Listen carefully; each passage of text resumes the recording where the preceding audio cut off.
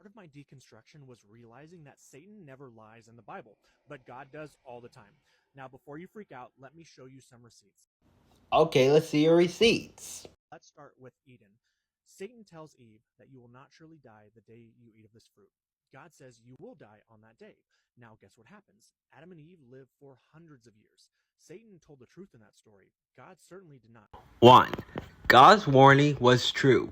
You will surely die.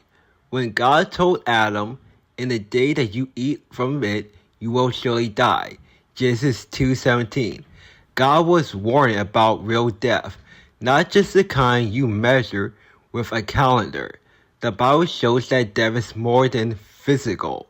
After the fall, humanity moves into a new condition: separation from God, spiritual death, and a body that will eventually end.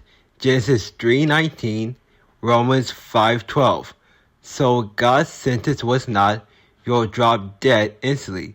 It was, this act brings death into your world and into your life. 2. Satan's claim was still a lie. Satan told Eve, you will not surely die. Genesis 3:4. That's still not the full truth, because physical death did come later. Genesis 5. Spiritual death happened immediately. When Adam and Eve sinned, you died. It's exactly how the New Testament describes it. Romans 5:12, Ephesians 2:1.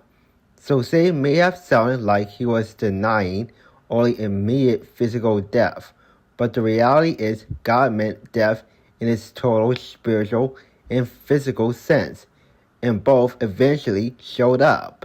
3. But they lived a long time, so how was it surely die? Think of it like this. If I warn you that a certain choice will destroy your health, you might still feel okay for a while, yet the damage is still real and irreversible. The outcome begins the moment you make the choice, even if the final expiration date takes years. God's judgment began the day they ate. The relationship changed. They hid from God. Genesis 3:8. They were expelled from life access. Genesis 3:22-24. Death entered the human race. Genesis 3:19. Romans 5:12. And 4. The biggest new covenant point. The fall wasn't God got tricked. It was humanity choosing to abandon life and walk in death. And the glory of the gospel is that Jesus doesn't just help us do better. He removes sin's record and breaks sin's reign, so we can receive resurrection life.